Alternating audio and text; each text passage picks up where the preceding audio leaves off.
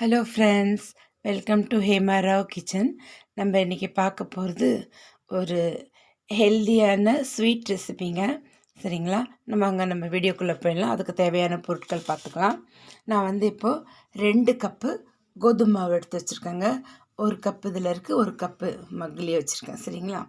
இப்போ நான் அடுப்பத்தை வச்சிட்டேன். கடாய் சூடாகிடுத்து.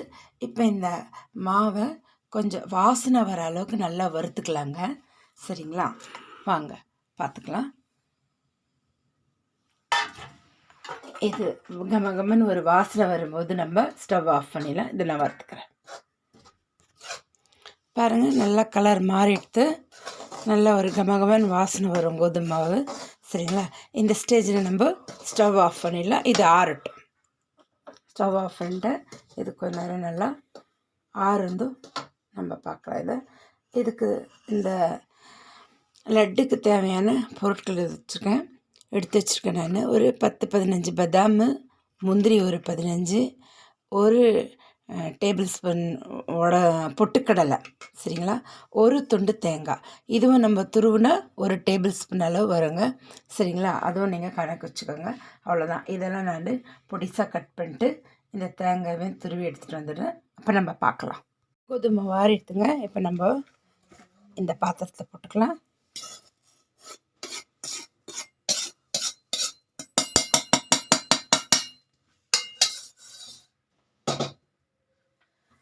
இப்போ ஒரு அரை கப்பு ரவை போட்டுக்கலாம். இதோடவே ஒரு 1/4 டீஸ்பூன் இந்த மாவுக்கு தகுந்த உப்பு போட்டுக்கலாம். நம்ம இப்போ இதை நல்லா மிக்ஸ் பண்ணிக்கலாம். மாவு, ரவை, உப்பு எல்லாம் நல்லா கலந்துக்கலாம்.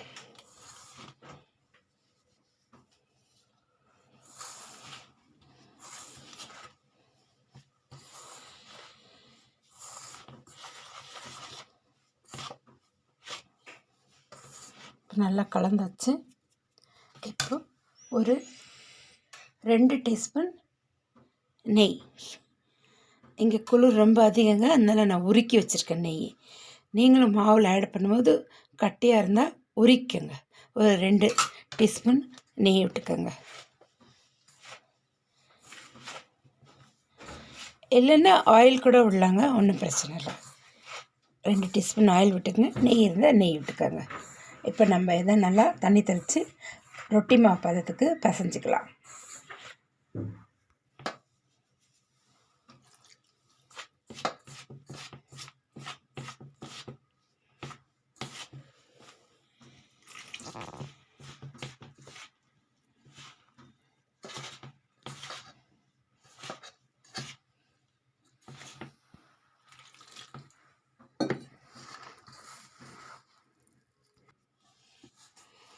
பாருங்க, நல்லா பசந்தாச்சு. இப்படி நம்ம இப்போ இதை ஒரு 10 நிமிஷம் வச்சுடுவோம்.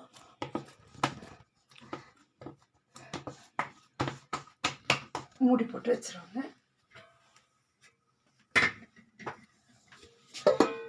10 நிமிஷம் பொறுத்து பார்க்கலாம். இப்போ இந்த மாவை நம்ம உண்டைகளாக பிடிச்சி வச்சுக்கலாம். நான் ஸ்டவ் பற்ற வச்சிட்டேங்க. தவா வச்சாச்சு. இப்போ இதை சப்பாத்தியாக போட்டுக்கலாம்.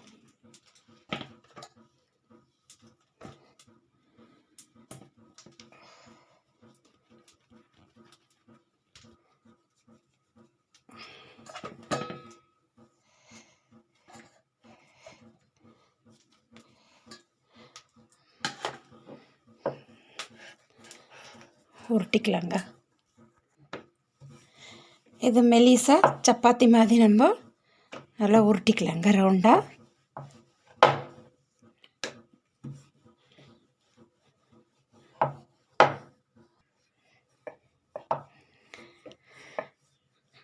அந்த மாதிரி ரவுண்டாக சப்பாத்தி சுட்டுக்கலாங்க.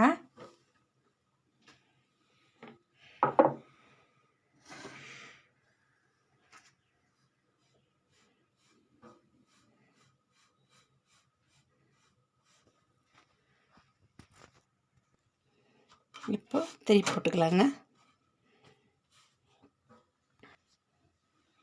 பாருங்கள், ரொட்டி சுட்டு எடுத்து வச்சுங்க. இந்த மாதிரி எல்லாத்தையும் நான் சுட்டுட்டு காட்டுறேன் உங்களுக்கு. இன்னொன்று போட்டாச்சு.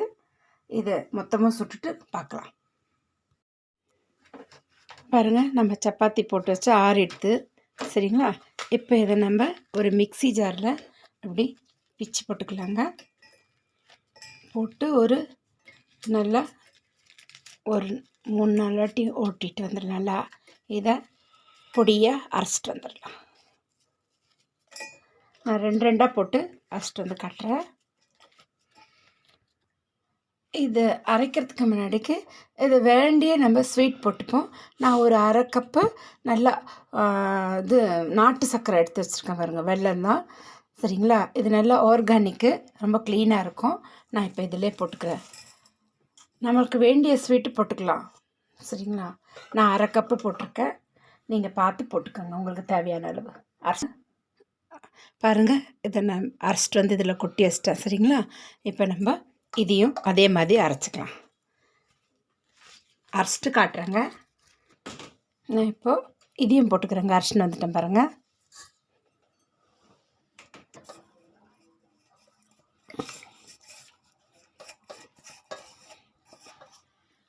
இப்போ இதை நல்லா கலந்து வச்சிடலாங்க. எல்லாத்தையும் போட்டுட்டேன். ஏன்னா வெல்லம் கரெக்டாக இருக்கான்னு பார்த்து போட்டேங்க.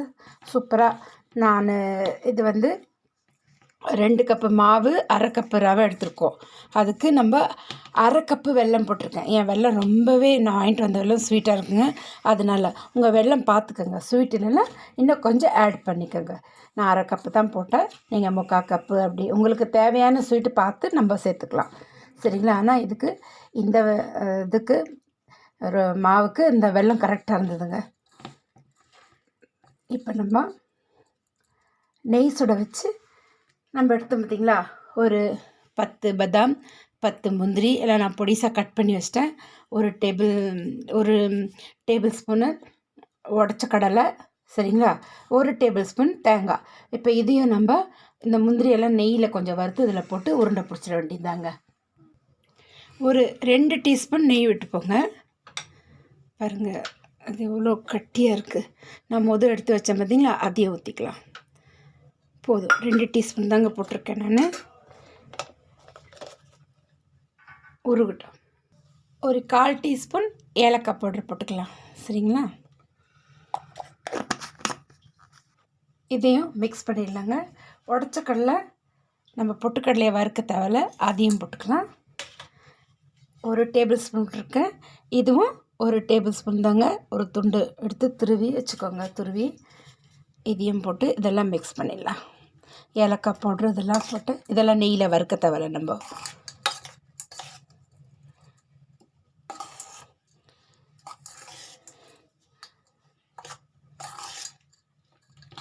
சூட எடுத்துங்க.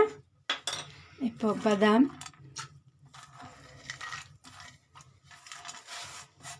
முந்திரி எல்லாம் போட்டுக்கலாம். கொஞ்சம் லைட்டாக ஒரு கோல்டன் கலர் வந்ததோ அதில் ஊற்றிடலாங்க. ஊற்றி நம்ம லட்டு பிடிச்சிட வேண்டியதுதான்.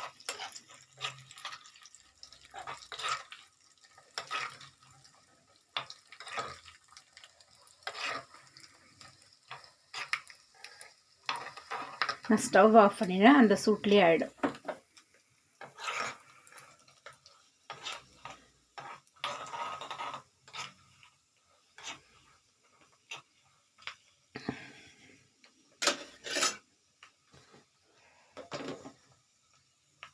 பாருங்க, எடுத்து போட்டுக்கலாம். போதும்.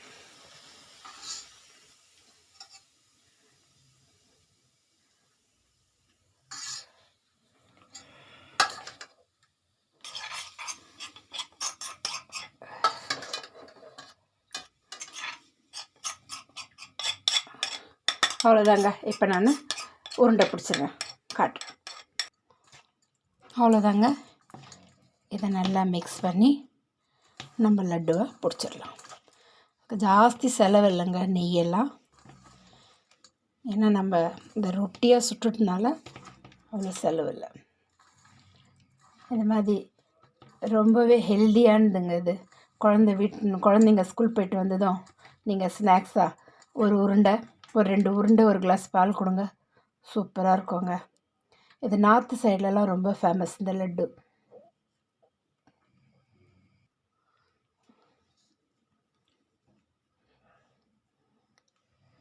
இந்த ட்ரை ஃப்ரூட் தட்டிலே வச்சிடலாங்க. நம்மளுக்கு தேவையான சைஸில் தேவையான அளவில் பிடிச்சிக்கோங்க. சரிங்களா? நான் 2 உங்களுக்கு செஞ்சு காட்டிட்டு மீதியை எல்லாத்தையும் உருட்டிட்டு காட்டுறேன்.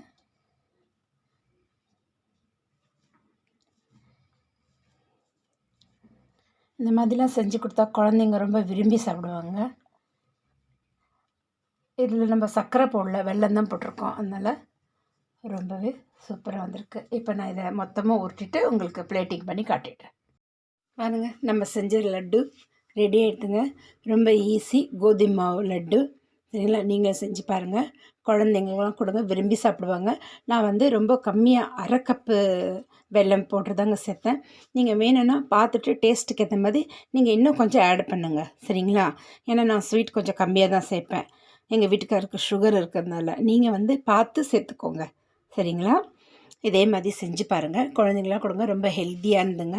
ஸ்நாக்ஸாக கொடுக்கலாம். டிஃபன் பாக்ஸில் கூட நீங்கள் குழந்தைங்களுக்கு ஸ்நாக்ஸில் இதை வச்சு அனுப்பலாங்க.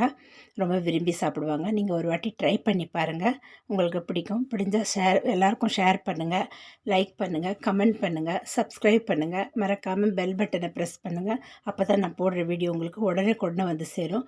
மீண்டும் அடுத்த வீடியோவில் சந்திக்கலாம். தேங்க்யூ ஃபார் வாட்சிங்.